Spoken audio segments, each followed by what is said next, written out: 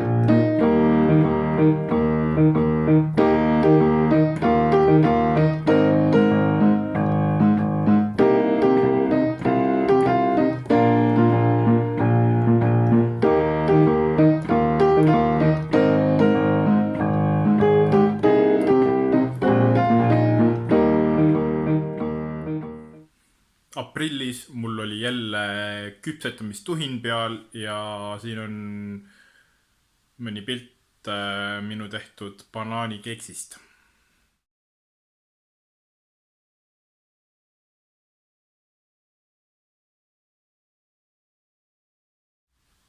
Aprillis käisime Kaude Aamuse proovis Tartus ja seal pakuti meile söögiks sihukest asja nagu kauss. Ja välja näeb see siis sihuke uhke, kus on igasugused juurviljad ja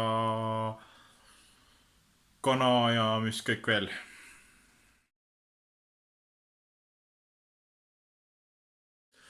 Aprillis käis Viljandis Viljandi burger ja ma sain seda siis esimest korda proovida ja ma võin öelda, et see on ülihea mahlane burger.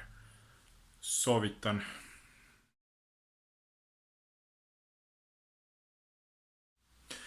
Ja jällegi pean ma kiitma enda ema tehtud torti, mis on maailma parim.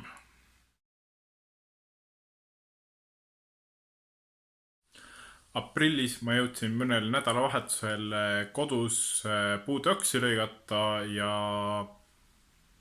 ütleme nii, et puud on väga metsa kasvanud ja nende lõikamine võtab ikka päris mitu aastat aega. Aga jah, samm-sammult edasi.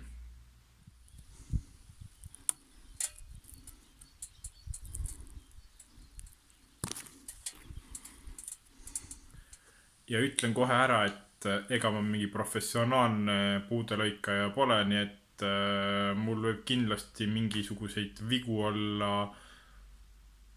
mida võiks paremini teha. Aga vähemalt ma üritan puudele kergendust pakkuda. Ja lõpetuseks ma näitan teile mõnda pilti enda turust sõbrast ja meie suurepärasest koduvalvurist.